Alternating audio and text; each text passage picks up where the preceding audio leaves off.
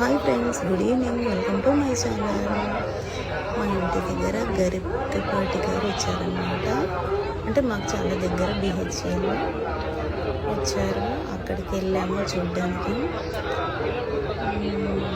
ఈరోజు ప్రవచనాలు చూస్తుంటాం కదా, ఒకసారి ఆయన చూడాలని మాకు దగ్గరలో వచ్చారు కదా అనేసి వెళ్ళాము.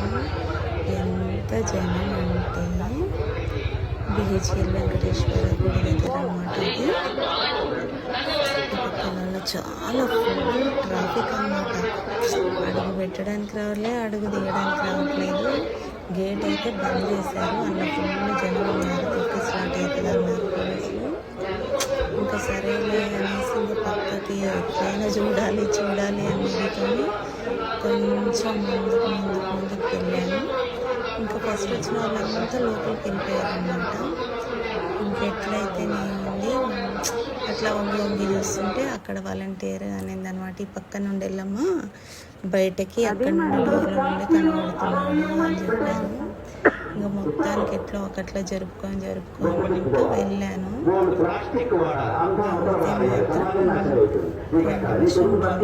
కిటికీల నుండి కనబడ్డారు అనమాట. అయితే మంచిగా టెంట్ వేసి బయట ఖాళీ ప్లేస్లో అట్లా పెట్టుంటే అందరు చూసేవాళ్ళు.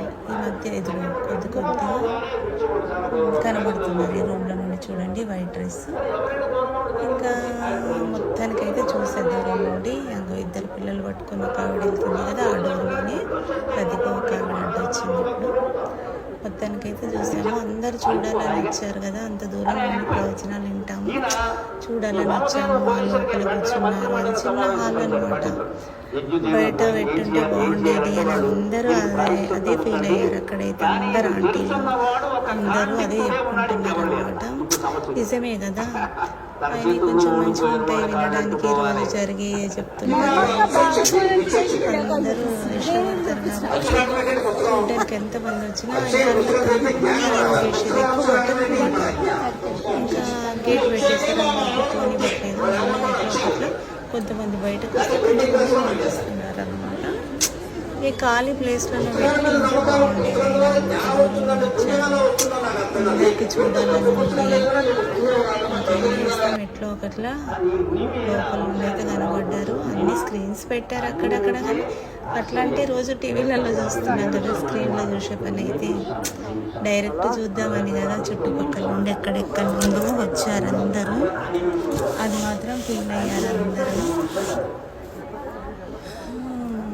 ఇంకెంతమంది కనబడతారు లేదా, నేను ఎందుకు లోపల కూర్చోబెట్టారు. అదొక్కటే ఇది.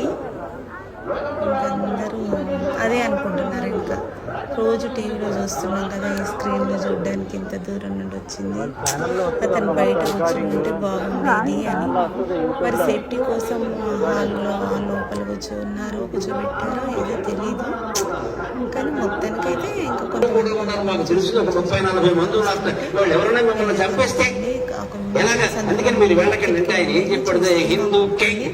సనాతన ధర్మాన్ని కట్టుకుంటున్న కీర్తిద్దుడు ఏమన్నాడో తెలుసా? నాకు మొత్తానికి వెళ్ళగానే ఆయన ప్రాయశ్చిత్తం చెప్పాడా, ఆ ప్రకారం యజ్ఞం చేస్తాను, నాకు యజ్ఞ ఫలం దక్కుతుంది. ఒకవేళ ఆయన చేతుల్లో నేను చనిపోయాను అనుకో, నా ప్రయత్నం నేను చేసి చనిపోయాను కాబట్టి యజ్ఞ ఫలం దక్కుతుంది నాకు ఖచ్చితంగా అన్నది. జరిగింది. ఇంత పసుపు కింద పడగానే, ఇంత కుంకం కింద పడగానే మాత్రమైనా చూసాంలే. ఇంకా శుక్రవారం కూడాను పసుపుకు తెలుసా శుక్రవారం అని జరిగే ఇదేంటండి? పసుపుకు తెలుసా శుక్రవారం? పసుపు ఎవరికి తెలుసా బాగా? వాళ్ళ పత్రికలో లేదు, చెప్తా ఎందుకైనా మంచిది. మొక్కలకి పసుపు చూస్తే పట్టుకుంటే మా బాబు నేను వెళ్ళామన్నమాట.